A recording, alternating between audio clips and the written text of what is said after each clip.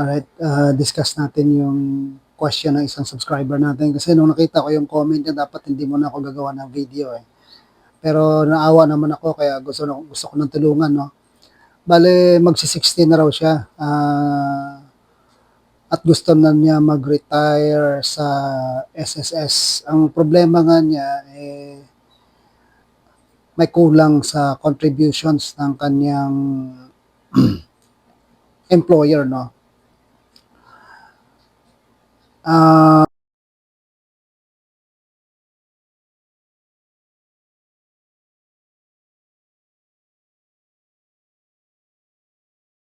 Ang tanong niya kung pwede bang hulugan niya na lang ang kakulangan ng employer niya doon sa SSS contribution. Well, hindi advisable na ikaw ang maghulog niyan kasi obligation ng employer yan na hulugan ang SSS contributions para ma-avail mo yung retirement benefit mo.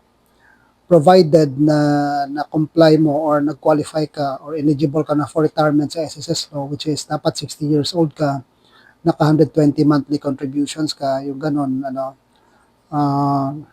magiging entitled ka niyan sa retirement kahit nasabihin pa ba natin na may mga portions na hindi hinulugan yung employer mo. Kasi malinaw sa ating batas, RA 11199, no, yung mandatory law ng ating Social Security Act. Ang sinabi dyan na ang contributions daw na payable na kung saan ang employer ay hindi naghulog or ayaw or nag-neglect sa paghulog, ang mangungulekta nun yung SSS, no? Na parang the same manner na parang nangungulekta ng buwis ang gobyerno sa kanila, no? Ngayon, ang hindi paghulog ng employer sa SSS contributions na dapat hinulugan niya o mag-remit ng contributions na dinidak naman sa'yo, hindi yun nakakaapekto sa karapatan ng isang SSS member sa mga benefits na cover sa kanya. So that includes yung retirement benefit mo nga dito sa ating SSS law. So take note, yung hindi paghulog ng iyong employer sa mga mandatory contributions ng SSS will not affect or prejudice your right to the benefits covered, no, under the SSS law. So walang kinalaman yon. Kaya siya nagiging hindi advisable na ikaw ang maghulog doon sa mga nabunging contribution ng employer mo sa SSS para lang makapag-retire ka.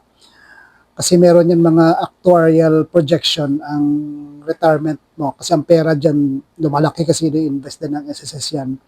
So kapag hindi nahulugan ng tama ng employer yan, nagkakaroon ng penalty yan. Parang surcharge yata yan, nasa 2% per month. No? Yan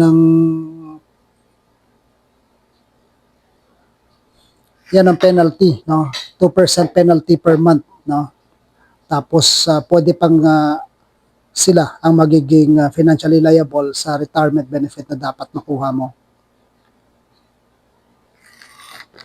So nasa batas naman yan na kapag nag-retire ka, kung sasabihin ng SSS o kung sasabihin doon sa record na may mga ibang portions na hindi nabayaran, hindi mo nakasalanan yon. Kasi bilang member ng SSS,